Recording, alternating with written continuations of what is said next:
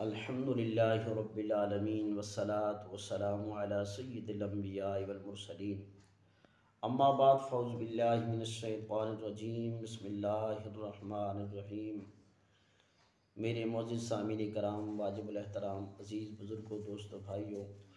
اور میرے YouTube channel کے ویورز، السلام علیکم ورحمۃ اللہ وبرکاتہ۔ یہ دوستو، آج کا جو ہمارا درس ہے وہ ہے راہ خدا میں خرچ کرنا۔ راہ خدا میں یعنی اللہ کی راہ میں صدقہ کرنا، خیرات کرنا، اللہ کی راہ میں غریبوں کی مدد کرنا، آج کا یہ ہمارا درس ہے۔ میرے عزیز دوستو، اللہ رب العالمین نے قرآن مجید میں ارشاد فرمایا کہ یا ایھا الذین آمنوا انفقوا مما رزقناکم۔ ترجمہ کنز الایمان کہ اے ایمان والو، اللہ کی راہ میں ہمارے دیے ہوئے میں سے خرچ کرو۔ دوستو، اللہ اور اس کے حبیب علیہ السلام کی رضا اور اجر و ثواب کے لیے اپنے گھر والوں، رشتہ داروں، شرعی فقیروں، مسکینوں، یتیموں، مسافروں، غریبوں اور دیگر مسلمانوں پر اور ہر جائز اور نیک کام یا نیک جگہوں میں حلال اور جائز مال خرچ کرنا، یہ راہ خدا میں خرچ کرنا کہلاتا ہے۔ عزیز دوستو، حضرت سیدنا سالم رضی اللہ تعالیٰ عنہ اپنے والد سے روایت کرتے ہیں کہ پیارے آقا علیہ السلام نے ارشاد فرمایا کہ حسد یعنی رشک نہیں، مگر فقط دو آدمیوں کے معاملے میں، کہ پہلا وہ شخص جسے اللہ رب العالمین نے قرآن عطا فرمایا اور وہ دن رات اس کے ساتھ قائم رہے، یعنی قرآن کی محبت رکھے، قرآن خود پڑھے، خود پڑھائے۔ دوسرا فرمایا کہ جسے اللہ رب العالمین نے مال عطا فرمایا ہو اور وہ دن رات راہ خدا میں خرچ کرتا رہے۔ راہ خدا میں اپنا جائز اور حلال مال خرچ کرنا بعض صورتوں میں فرض، بعض میں واجب اور بعض میں یہ مستحب بھی ہوتا ہے۔ عزیزان محترم، غزوہ تبوک کے موقع پر اللہ رب العالمین کے محبوب پیارے آقا علیہ السلام نے صحابہ کرام رضوان اللہ تعالی علیہم اجمعین کو راہ خدا میں خرچ کرنے کی ترغیب دلاتے ہوئے ارشاد فرمایا کہ اے میرے صحابہ، اپنا مال راہ خدا میں جہاد کے لیے صدقہ کرو۔ اس فرمان عالی شان کی تکمیل میں صحابہ کرام علیہم رضوان نے حسب توفیق اپنا مال راہ خدا میں خرچ کیا۔ حضرت امیر المؤمنین حضرت سیدنا عثمان غنی رضی اللہ تعالی عنہ نے 10,000 مجاہدین کا ساز و سامان یہ راہ خدا میں دیا اور 10,000 دینار خرچ کیے۔ اس کے علاوہ 900 اونٹ اور 100 گھوڑے مع ساز و سامان فرمان حبیب علیہ السلام پر لبیک کہتے ہوئے بارگاہ رسالت مآب علیہ السلام میں پیش کر دیا۔ حضرت امیر المؤمنین حضرت سیدنا عمر فاروق اعظم رضی اللہ تعالیٰ عنہ فرماتے ہیں کہ میرے پاس بھی مال تھا تو میں نے سوچا کہ حضرت سیدنا ابو بکر صدیق رضی اللہ تعالیٰ عنہ ہر دفعہ ہر معاملات میں مجھ سے بازی لے کر جاتے ہیں، سبقت لے جاتے ہیں، اس بار میں زیادہ سے زیادہ مال صدقہ کر کے ان سے بازی لے جاؤں گا، سبقت لے جاؤں گا۔ چنانچہ وہ گھر گئے اور گھر کا سارا مال اکٹھا کیا اور اس کے 2 حصے کیے، ایک گھر والوں کے لیے چھوڑا اور دوسرا حصہ لے کر بارگاہ رسالت مآب علیہ السلام میں پیش کر دیا۔ سرکار نامدار مدینہ کے تاجدار علیہ السلام نے ارشاد فرمایا کہ اے عمر، گھر والوں کے لیے کیا چھوڑ کر آئے ہو؟ تو عرض کی کہ یا رسول اللہ علیہ السلام، آدھا مال گھر والوں کے لیے چھوڑ کر آیا ہوں۔ اتنے میں عاشق اکبر یار غار مصطفیٰ حضرت سیدنا ابو بکر صدیق رضی اللہ تعالیٰ عنہ اپنا مال لے کر بارگاہ رسالت امام علیہ الصلوۃ والسلام میں حاضر ہوئے کہ آپ رضی اللہ تعالیٰ نے ایک بالکل سادہ سی قبہ پہنی ہوئی تھی جس پر بابول کے کانٹوں کے بٹن لگائے ہوئے تھے۔ اللہ کے محبوب علیہ الصلوۃ والسلام آپ کو دیکھ کر بہت خوش ہوئے اور یہ ارشاد فرمایا کہ اے ابو بکر، گھر والوں کے لیے کیا چھوڑ کر آئے ہو؟ بس یہ پیارے محبوب علیہ الصلوۃ والسلام کا یہ پوچھنا تھا۔ گویا کہ عاشق صادق کا دل عشق اور محبت کی مہک سے جھوم اٹھا، فوراً ہی سمجھ گئے کہ بات کچھ اور ہے، کیونکہ محبوب علیہ الصلوۃ والسلام تو جانتا ہے کہ میرے عاشق صادق نے تو اس وقت بھی اپنی جان، مال، آل، اولاد سب کچھ قربان کر دیا تھا جب مکہ مکرمہ میں حمایت کرنے والے نہ ہونے کے برابر تھے،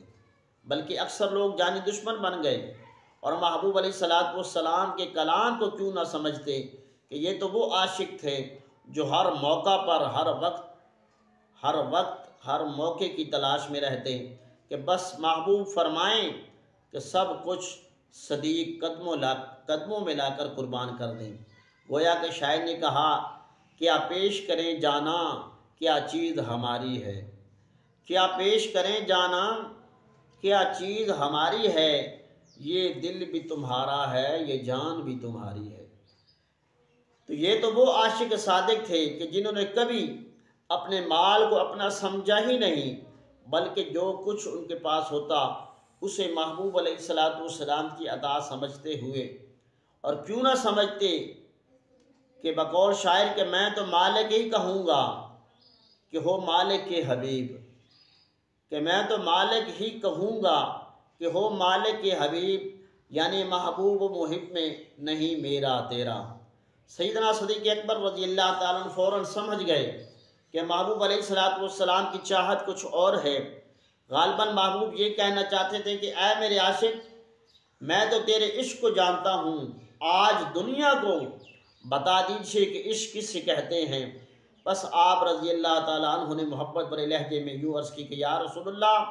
علیہ الصلوۃ والسلام، یعنی اے اللہ کے رسول علیہ الصلوۃ والسلام، میں اپنے گھر کا سارا مال لے کر آپ علیہ الصلوۃ والسلام کی بارگاہ اقدس میں حاضر ہو گیا ہوں، اور گھر والوں کے لیے میرا اللہ اور اس کو رسول محمد علیہ الصلوۃ والسلام ہی کافی ہے۔ سبحان اللہ۔ بس یہ کلام سننا تھا کہ حضرت سیدنا عمر فاروق اعظم یہ منظر دیکھ رہے تھے، حیران رہ کر کہنے لگے کہ میں کبھی بھی ابو بکر صدیق رضی اللہ تعالیٰ سے آگے نہیں بڑھ سکتا کہ پروانے کو چراغ تو بلبل کو پھول بس، کہ پروانے کو چراغ تو بلبل کو پھول بس، صدیق کے لیے ہے خدا کا اور خدا کا رسول بس، کہ صدیق کے لیے ہے خدا اور اس کا رسول بس۔ عزیزان محترم، راہ خدا میں مسلمانوں پر اپنے پاکیزہ مال سے صدقہ خیرات کر کے خرچ کرنے والوں کے لیے اعلیٰ درجے کا مقام ہے۔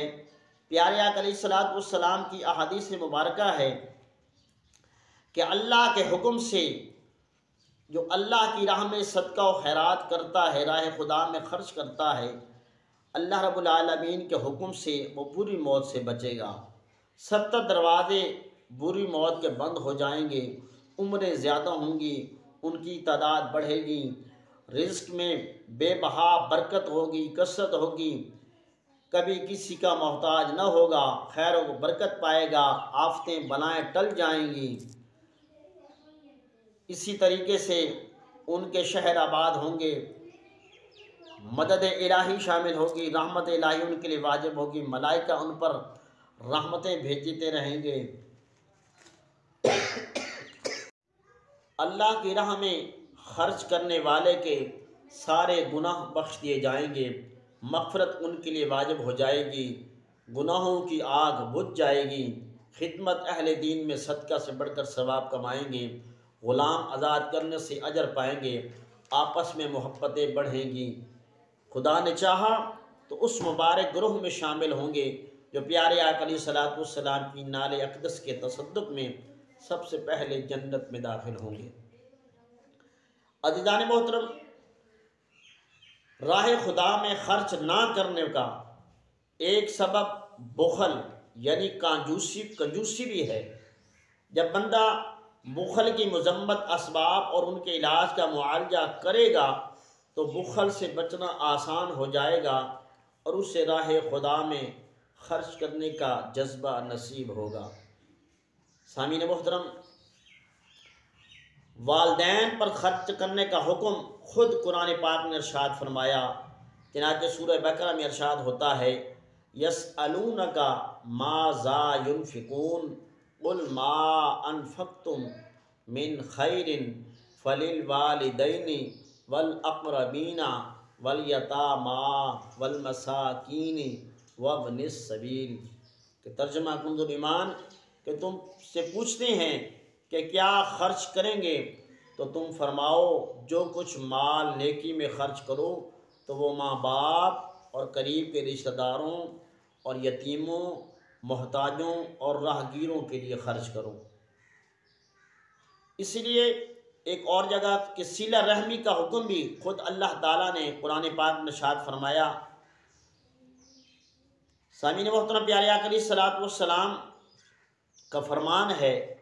کہ جو چاہتا ہے کہ اس کے رزق میں وسعت، مال میں برکت ہو، وہ اپنے رشتہ داروں سے ہمیشہ نیک سلوک کرے۔ ایک اور مقام پر پیارے آقا علیہ الصلوۃ والسلام نے ارشاد فرمایا کہ بے شک صدقہ اور صلہ رحم، ان دونوں سے اللہ رب العالمین عمر بڑھاتا ہے اور بری موت کو دفع کرتا ہے اور مکر و فریب اور اندیشہ کو ہمیشہ ہمیشہ کے لیے دور کرتا ہے۔ اسی طریقے سے اہل خانہ پر خرچ کرنے کے احادیث مبارکہ میں بہت سے فضائل بیان کیے گئے کہ جو ثواب کی نیت سے اپنے اہل خانہ پر، اپنے خاندان پر، اپنے گھر پہ خرچ کرے تو یہ بھی صدقہ ہے۔ بندے کے میزان میں سب سے پہلے اہل و عیال پر خرچ کیے گئے مال کو رکھا جائے گا، اور سب سے افضل دینار وہ ہے، سب سے افضل پیسہ وہ ہے کہ جسے بندہ اپنے گھر والوں پہ خرچ کرتا ہے۔ اسی طریقے پیارے آقا علیہ الصلوۃ والسلام نے ارشاد فرمایا کہ میں اور یتیم کی کفالت کرنے والا جنت میں ایسے، پیارے آقا علیہ الصلوۃ والسلام نے شہادت کی انگلی اور بیچ والی انگلی کو اس طرح ملا کر یہ ارشاد فرمایا کہ جو یتیم اور مسکین کی کفالت کرے گا، اس پر اپنا مال خرچ کرے گا، اس کی مدد کرے گا، تو آپ علیہ الصلوۃ والسلام نے ارشاد فرمایا ان دو انگلیوں کا اشارہ دیتے ہوئے کہ وہ جنت میں میرے ساتھ اس طرح اکٹھا ہوگا جس طرح یہ دو انگلیاں ہیں۔ سبحان اللہ۔ ایک اور حدیث پاک میں آپ علیہ الصلوۃ والسلام نے ارشاد فرمایا کہ بیوہ اور مسکین کی امداد اور خبر گیری کرنے والا اللہ رب العالمین کی راہ میں جہاد کرنے والے کی طرح ہے۔ سبحان اللہ۔ اسی طریقے سے عزیزان محترم، اللہ کی راہ میں خرچ کرنے کے اور بھی بے شمار طریقے ہیں۔ ایک اصال ثواب کا طریقہ ہے کہ حضرت سیدنا سعد بن عبادہ رضی اللہ عنہ کی والدہ کا انتقال ہو گیا تو انہوں نے اللہ کی بارگاہ میں یہ عرض کی کہ سعد کی ماں کا انتقال ہو گیا ہے، میں اصال ثواب کے لیے کچھ صدقہ کرنا چاہتا ہوں، تو کون سا صدقہ افضل ہے؟ تو پیارے آقا علیہ الصلوۃ والسلام نے ارشاد فرمایا کہ پانی، تو انہوں نے ایک کنواں کھدوایا اور کہا کہ یہ سعد کے لیے ہے، یعنی اس کا ثواب میری ماں کو پہنچے۔ اس سال ثواب کے لیے خرچ کرنے کی مختلف صورتیں ہو سکتی ہیں۔ اپنے مرحومین کی ارواح کو اس سال ثواب کے لیے نیک اور جائز کام میں خرچ کرنا، مسجد میں چندہ دینا، مسجد میں امداد کرنا، مدرسوں کی امداد کرنا، فاتحہ خوانی کرنا، اسی طریقے سے قرآن خوانی کرنا، غریبوں، یتیموں، مسکینوں، ناداروں میں کھانا تقسیم کرنا، کسی بیوہ اور مجبور کی مدد کرنا، مسافر کی خیر خواہی کرنا، اسی طریقے سے دینی کتب اور رسائل خرید کر یہ وقف کر دینا علم کے لیے، کسی بیمار کا علاج کروا دینا وغیرہ وغیرہ، یہ تمام اصال ثواب کی مختلف صورتیں ہیں۔ ان میں خرچ کرنا راہ خدا میں خرچ کرنا ہی ہے۔ سامعین محترم، مطلق صدقہ و خیرات کے راہ خدا میں خرچ کیجیے، اس کے کثیر فوائد احادیث میں ہیں۔ پیارے آقا علیہ الصلوۃ والسلام فرماتے ہیں کہ آپ کے 3 فرامین ہیں۔ نمبر 1 کہ صدقہ دیا کرو، صدقہ دیا کرو کہ بے شک صدقہ تمہارے لیے جہنم سے بچاؤ کا ایک ذریعہ ہے۔ دوسرا فرمایا کہ صدقہ بری موت سے بچاتا ہے اور نیکی والی عمر کو بڑھاتا ہے۔ تیسرا فرمایا کہ صدقہ برائی کے 70 دروازے بند کرتا ہے، صدقہ برائی کے 70 دروازے بند کرتا ہے۔ اور اسی طریقے سے کہ چھپا کر خفیہ طور پر صدقہ کرنا، یہ بھی قرآن پاک میں اللہ تعالیٰ نے خود ارشاد فرمایا ہے کہ ان تبدوا الصدقات فنعما ہی وان تخفوها وتؤتوها الفقراء فهو خیر لکم ویکفر عنکم من سیئاتکم۔ ترجمہ کنز ایمان کہ اگر خیرات اعلانیہ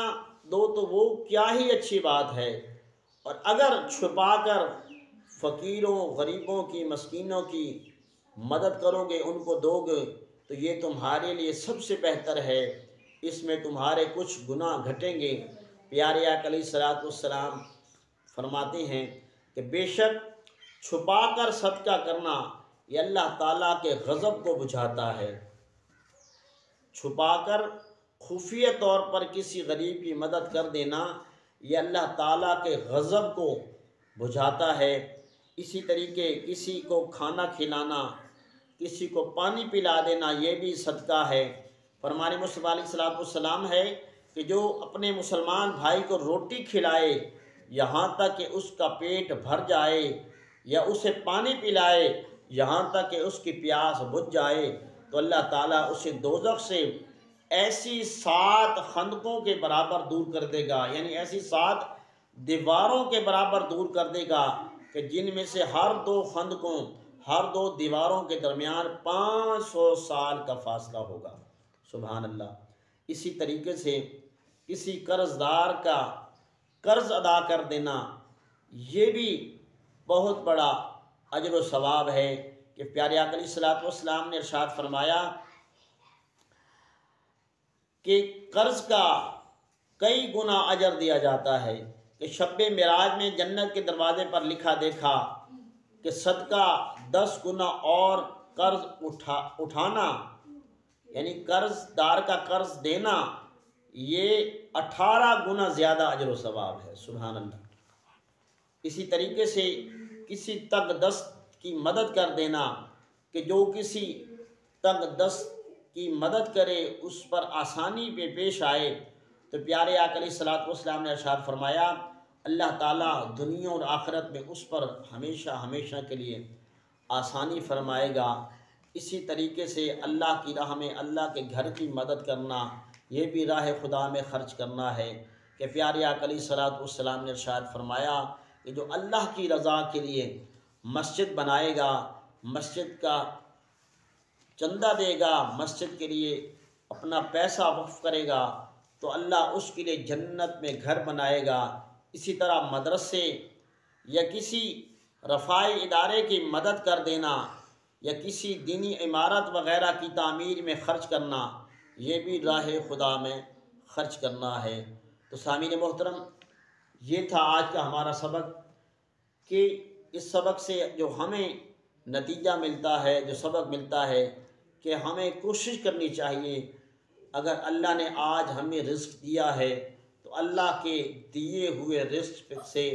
ہمیں اپنے غریبوں کی، مسکینوں کی، یتیموں کی، ارد گرد رہنے والے نادار لوگوں کی ہر صورت مدد کرنی چاہیے۔ یہی میرے محبوب علیہ الصلوۃ والسلام کی سنت ہے، یہی میرے پیارے صحابہ علیہ الصلوۃ والسلام کی نقش قدم ہے۔ تو ہمیں بھی چاہیے کہ ہم اللہ کے فرمان کے مطابق پیارے آقا علیہ الصلوۃ والسلام کے اسوہ حسنہ پر عمل کر کے